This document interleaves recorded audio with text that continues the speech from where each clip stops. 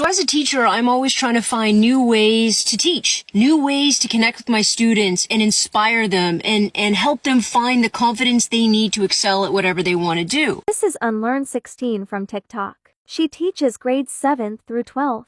I began following her because of her great personality and her ability to make me think outside of the box. This next clip shows a comment made to her that bothered me enough to make this video.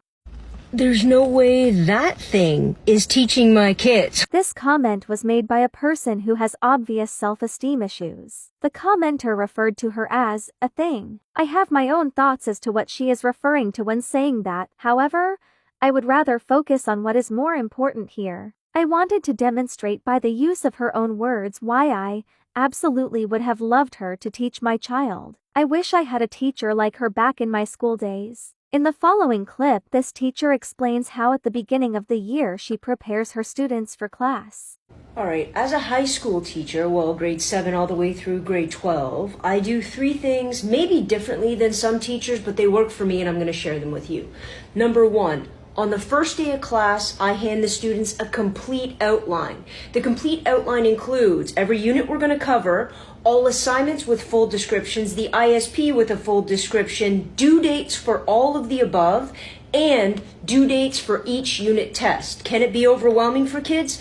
Yeah, it can be. This preparation is brilliant in my opinion. Right from the start, the student knows what's expected of them. Now, while this can be overwhelming for some students, she has a plan in place. Listen again while she explains the purpose of this. What it's doing, it's serving a purpose, not only to tell them what to expect, there are really no surprises down the way, it's also showing them how they need to manage their time so that they can play it against other courses as different things come up. The next clip is her explaining how she helps her student progress and sharpen up their learning skills. I let my kids rewrite assignments. Now, before you go crazy, here's what I mean. I had a master's professor tell me that we could submit written work as many times as we wanted before the due date. She would correct it, give it a way to improve it, hand it back, and let us redo it. Here's why I do it for my students. Because when you hand a kid a 72 and a rubric, which I hate, by the way, when you hand that to them, it is done. It is over. They are not fixing it. They are not learning anything from it. They're not trying to improve their process.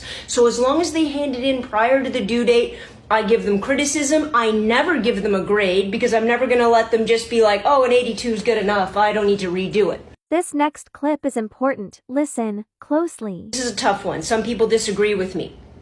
I accommodate, I don't modify. Here's what I mean. If a kid needs extra time for a test, cool. If you need extra time for an assignment, we work it out. Cool. If you need extra help, amazing. I am not changing the finish line. So if I've asked for a 3-page paper, I am not modifying. I am not reducing what you need to do, but I will bust my butt to help you get across that finish line and accomplish that task at whatever grade level you accomplish it at. This demonstrates that she completely understands that not every student learns at the same speed or skill level and that sometimes life gets in the way. She allows for the student to move at a pace they are comfortable with while still helping them to not fall behind. And I also promise you that that one student will be served by helping overcome the things they are not great at. I was dyslexic going through high school. I overcame it. You need that help. You need that push. Otherwise, you just live with it for the rest of your life and resign yourself that you're never going to get any better. The next clip is most important and I completely agree 100%. And finally, some people don't agree with this.